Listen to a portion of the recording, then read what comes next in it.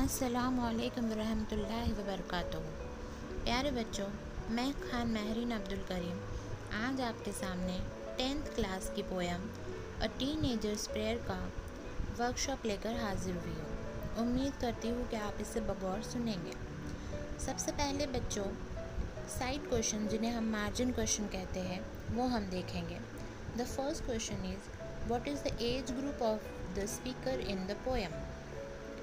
The answer, the age group of the speaker in the poem is teenage, 13 to 19, right? जो speaker है poem के उनका age group क्या है? Teen age, जो कि हमारी 13 साल से 19 साल तक की उम्र को हम टीन एज कहते हैं। Second question, what decisions does the speaker have to take? Answer, the speaker has to make the decision about choosing the right path of the life lying before him, right? ज़िंदगी के सही जो रास्ते हैं वो चुनने का जो है डिसीजन स्पीकर को। Question is what does each new day fetch, right? हर नया दिन क्या लेकर आता है? Answer is new beginning, right? हर नया दिन नई शुरुआत लेकर आता है। The fourth question is how should one react to a temptation? Answer, the person should strictly say no to any temptation that comes in his way, right? Strictly जो है हमें इसे no कहना है, जो भी temptation हमारे सामने आते हैं उसे। The next is fifth question, what effect does the speaker wish to see in himself at the end of his teenage, right? Teen age के आखिर में उसके अंदर क्या चेंज होना चाहिए, क्या इफ़ेक्ट होना चाहिए? तो at the end of his teens the poet wishes to see his life lived at its best, right? Best life हो। Six question is in what condition does the poet wish to maintain his body, right? The answer is the poet wishes to maintain his body and keep it clean and fit each day when temptation attracts him to do anything bad or wrong, right? Body कैसी होनी चाहिए? Clean and fit. The seventh question is whose company does the poet wish for in walk of life? Answer is the poet wishes the company of God in the walk of life, right? ज़िंदगी के जो हमारे सफ़र है उसमें किसकी company चाहते हैं poet? जी बिल्कुल, गॉड की कंपनी, राइट? हमारे साथ किसका साथ होना चाहिए? गॉड का। Now in English workshop the first question is complete the given sentence, right? Sentences आपको बुक के अंदर दिए गए हैं, उसे कंप्लीट इस तरह से करना है। First, according to the poet new beginnings are brought by each new day, right? हर नए दिन क्या आना चाहिए? न्यू बिगिनिंग, न्यू बिगिनिंग आती है। Next is we must decide to take the road which lead to great success, right? Great success की जानिब जो रोड हमें ले जाता है उसे हमें डिसाइड करना चाहिए। Third one is the poet praise to the lord to help him stand for what is right, right? जो सही है उसके लिए खड़े होने में मदद करेंगे। Then next one is the poet want to see that his teenage years have been the best of his life, right? Best years of his life. The second question is find and write the pairs of rhyming words from the poem, right बच्चों? rhyming words हमें लिखना है जो line के आखिर में जो same sound वाले अल्फाज होते हैं। For example make and take, success and distress, see and me, way and day, see and me, right? After that, third question is what is the rhyme scheme of the poem, right? What is the rhyme scheme of the poem? CB, okay? Fourth question is match the lines in column A with the figures of speech in column B, right? Answers are given directly, यहाँ पे direct answer आपको दिए है बच्चों। Column A में आपको poem के कुछ लाइंस दिए गए हैं और कॉलम बी में जो है उसकी करेक्ट फिगर ऑफ स्पीच जो है दी गई है। For example decisions I must make, ये इन्वर्जन का एग्ज़ाम्पल है बच्चों। हमें पता है इन्वर्जन का मतलब क्या होता है। जब जो है किसी लाइन के जो है ग्रामेटिकली उसमें आगे पीछे जो है वर्ड्स कर दिए जाते हैं सेकंड जो है, please open up my eyes dear lord. जब हम किसी से मुखातिब होते हैं तो एपोस्ट्रॉफी जो है उसे फिगर ऑफ स्पीच कहते हैं। यहाँ पे डियर लॉर्ड से पोएट मुखातिब है, इसलिए यहाँ पे एपोस्ट्रॉफी इस्तेमाल की गई। Travel down the dark and road, that is alliteration. And fourth one, I can choose to take the road of life, that is example of metaphor. Now the fifth question is elements of planning an interview, right? Form a group and discuss each element of planning an interview and prepare notes on each element, right? For example, a format of the interview, right? That is structure.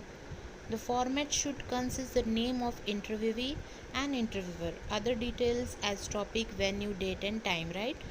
Format में क्या क्या होना चाहिए? जो interview ले रहा है, जिसका लेने वाला है, और टॉपिक जो है क्या है, वेन्यू जगह क्या है, date and time, right? Size and length, how much, कितना इंटरव्यू लेना है, तो 10 to 15 क्वेश्चंस, राइट? ये भी डिसाइडेड होना चाहिए। Dos and don'ts, rules and regulations, right? क्या करना है और क्या नहीं करना है इंटरव्यू के वक्त। तो डूज क्या क्या हो सकते हैं बच्चों? Make the candidate feel comfortable, right? Ask him to sit down, ask some friendly question initially, right? Starting में ही डिफ़िकल्ट क्वेश्चन करने हैं क्या? नहीं, स्टार्टिंग में बिल्कुल फ्रेंडली क्वेश्चंस करने हैं। डोंट्स, क्या नहीं करना है? तो do not bombard him with questions, do not interrupt while candidate is speaking, right? एक साथ जो है बम नहीं डालने हैं क्वेश्चंस के। और जब जिसका हम इंटरव्यू ले रहे हैं तो वाइल ही इज़ स्पीकिंग तो उसको डोंट इंटरप्ट, राइट? उसके बीच में हमें नहीं बोलना है। टाइप्स ऑफ क्वेश्चन, किस तरह के क्वेश्चन होने चाहिए? WH टाइप क्वेश्चन और ओपन एंडेड क्वेश्चन, या तो क्लोज एंड और यस और नो टाइप क्वेश्चन, राइट? इस तरह से जो है हमें पहले डिसाइड करना है। Then next question is prepare a set of 10 question to interview any successful teenager, right? किसी सक्सेसफुल टीनेजर का हमें इंटरव्यू लेना है और 10 क्वेश्चन उसके लिए बनाने हैं। And you may use the following guidelines, right? ये आपके बुक में आपको इंटरव्यू का फॉर्मेट दिया है बच्चों, उसके हिसाब से जो है हम इस तरह से एक एग्ज़ाम्पल बना सकते हैं। आप अपने तरीके का दूसरा भी एग्ज़ाम्पल बनाइए। Name of the interviewee, right? Ajit Shinde, जिसका इंटरव्यू लेना है उसे इंटरव्यूवी कहते हैं। जो इंटरव्यू ले रहा है उसे इंटरव्यूअर कहते हैं। उसका नाम TV reporter Ajay Kumar, right? Topic क्या है? सिंगिंग। वेन्यू कहाँ पे लिया जा रहा है? एक्स टीवी चैनल पर। डेट क्या है? 20 मई, आप 2021 डाल सकते हैं, टाइम डाल सकते हैं। देन क्वेश्चन क्या क्या पूछे जा सकते हैं? देखो बच्चों, how do you feel now that you have become a TV star, right? आपको कैसा लग रहा है टीवी स्टार बनने के बाद? Why did you decide to participate in reality show? आपने क्यों रियलिटी शो में पार्टिसिपेट करने का डिसाइड किया? How did you apply for it? किस तरह से अप्लाई किया? हु इज़ योर गुरु? आपके गुरु कौन थे इसके लिए? How many participants were there in all, right? Total कितने पार्टिसिपेंट्स थे? What is your speciality in singing? क्या स्पेशल सिंगिंग आप करते हो? What are the awards you have received? कौन कौन से अवार्ड्स आपको मिल चुके हैं? What are your plans for future, right? Your future plannings. What is your advice to young aspirants? आपके जैसे जो टीनेज है उनके लिए आपकी क्या एडवाइस है, क्या गाइडेंस आप उनको करोगे, राइट? And the 10th question is what can you do to encourage them, right? उन्हें इनकरेज करने के लिए आप क्या करोगे? तो इस तरह से क्वेश्चंस है बच्चों।